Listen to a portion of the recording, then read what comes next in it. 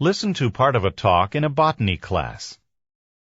Okay, so we've talked about some different types of root systems of plants, and I've shown you some pretty cool slides. But now I want to talk about the extent of the root system, the overall size of the root system, the depth. I want to tell you about one particular experiment. I think you're going to find this pretty amazing. Okay, so there was this scientist. This very meticulous scientist decided that the best place to see a whole root system, to actually see how big the entire system got, the best place would be to grow it where? Water? In water. So he took rye plants, it was rye plants, and he started growing them in water. Now, you've all heard of growing stuff in water before, right? It's done commercially, right? Like to grow vegetables and flowers? Right. They grow all kinds of commercial crops in water.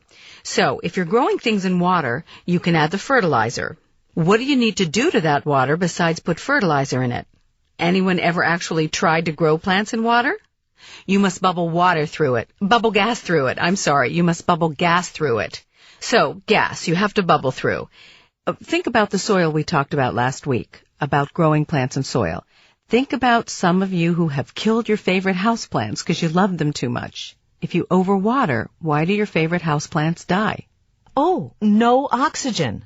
Not enough oxygen for the roots, which do what 24 hours a day in all seasons? Respiration? Respire, respiration. They breathe.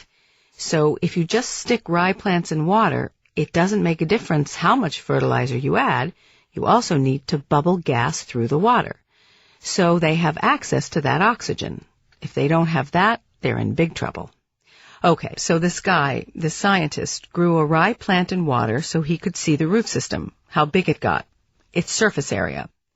I read about this, and the book said 1,000 kilometers of roots. I kept thinking, this has to be a mistake. It just doesn't make any sense to me that could be right, but that's what all the books have, and no one's ever corrected it. So let me explain to you about this rye plant. If you take a little seed of many grasses, and remember, rye is a grass. If you take a tiny little seed and you germinate it, actually, take one of my least favorite grasses that starts growing about May. What's my least favorite grass that starts growing about May? Crabgrass. Crabgrass.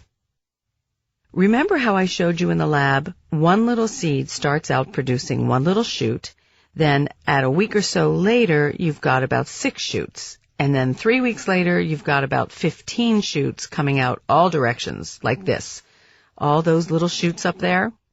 Well, that's what they did with the rye. And the little seedlings started, and pretty soon there were several shoots, and then more shoots. In the end, that one single seed produced 80 shoots, with an average of 50 centimeters of height from one seed. 80 shoots coming out. Average 50 centimeters high. When they looked at the shoot versus the root surface, they found that the shoot surface, with all of its leaves, had a total surface area of about 5 square meters. Now, here's the biggie. When they looked at the root surface area, you would expect that the root and the shoot would be in balance, right? So they should be pretty close in terms of surface area, right? What's that? Did somebody say no? Well, you're absolutely correct. Instead of 5 square meters, the root system was found to have more than 200 square meters of surface area. Where did all of that extra surface area come from? Who did it? Who was responsible for all those extra square meters of surface area? What did roots do to increase their surface area? Root hairs. Root hairs, that's exactly it.